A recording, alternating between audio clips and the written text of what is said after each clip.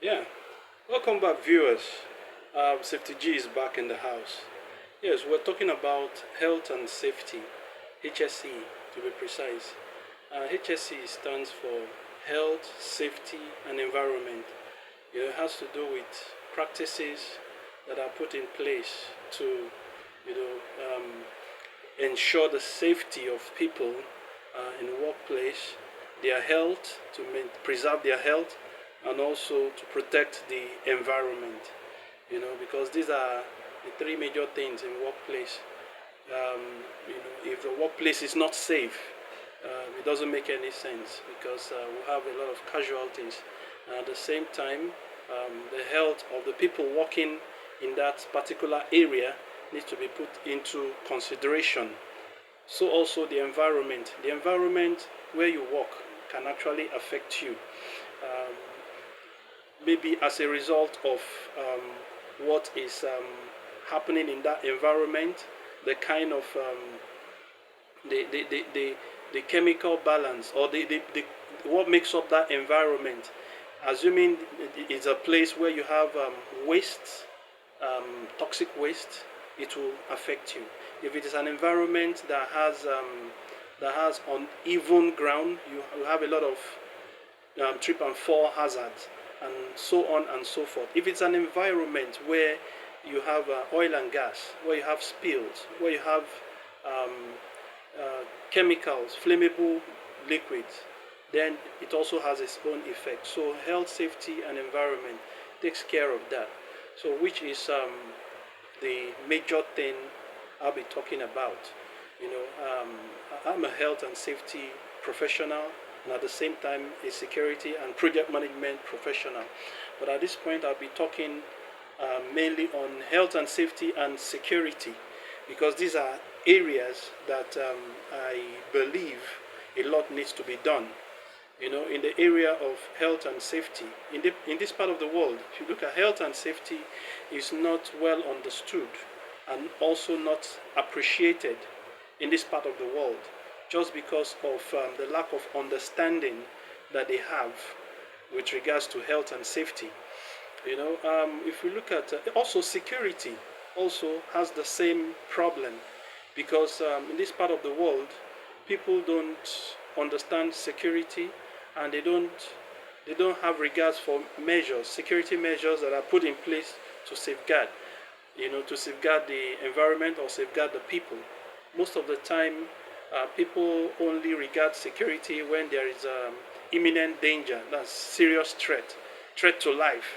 That is when you see people start respecting or regarding um, security, um, procedures, which is more of a reactive approach. And reactive approaches are not good in this 21st century. So, talking about health and safety, we need to look at most of the problem, because if you look at health and safety proper, a lot of organizations, a lot of people don't understand what health and safety is all about. Some people think that when you talk about health and safety, you see some people, they wear apron, jacket, and they just put signs, and to them, they believe they are safety officers. But that is not what it takes to be a safety officer. For you to be a safety officer, you need to go through formal training. You need to work and have experience. You need to be enlightened, and you need to be grounded in common sense also, because you have a lot to do with it has a lot to do with common sense. Also, you need to have understanding of subjects like sciences, um, a little bit of law, and a little bit of psychology, because we have behavioral based safety, where we manage people and their behaviors, their attitude to work, and attitude um, towards their fellow, um, their colleagues on site. So these are the things that we need to look at.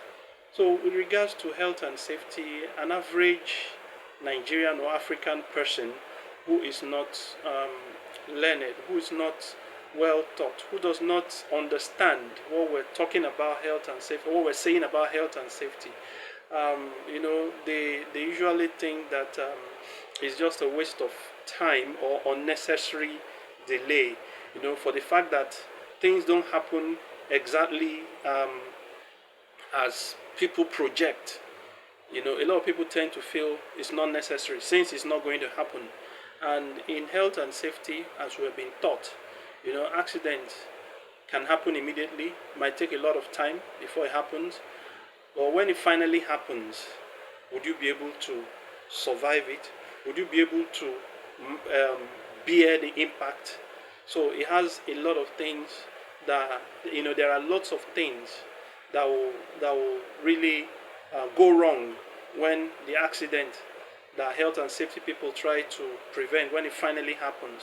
So the reason why we do health and safety is not um, just to waste your time. It is, it's about preparing your mind and preparing conditions and measures that will ensure that when the accident finally happens, now first of all, those measures are to prevent it from happening, and should they happen, you have a greater um, chance of survival, so that the injury will be reduced. It might prevent fatality, it might prevent damage, and the injury might not be severe, might not be life-threatening. So those are the things we do in health and safety. For example, you go to the site, you ask people to wear helmet where work is going on at a height above 3 meters. Someone is up there working, and there are tools that are being used up there. So you ask some people to put on helmet. Some of them will say there is no need. What is happening here? It's not comfortable for me, and maybe in the process of working, something drops and causes an injury. It will cost the employer, and also the person, the victim, will also go through severe pain, might even lose his or her life. So wearing the helmet um, is not because it's going to happen immediately, but that is what we put into consideration.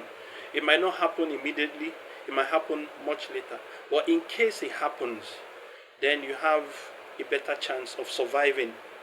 So that is one of the aims of health and safety, one of the objectives of health and safety, because if you look at um, particularly in this part of Lagos, in Lagos recently, when before the Okada riders, that's the motorcyclists, were stopped in major roads, on major roads, people usually don't like putting on helmet because they feel I'm not going to fall, nothing will happen, so there's no need for me to um, put on this helmet. It's not necessary. It's just a waste of my time, and it's going to inconvenience me. But when accidents finally happen and there's an impact to the ground or with the ground, you find out that those who have helmet have a lesser probability of sustaining injury on their head, especially if the helmet is properly worn, worn in the appropriate way. So those are part of the things that we'll be looking into. So we'll take a break for now. See you later. Thank you very much. Thank you for listening. Bye.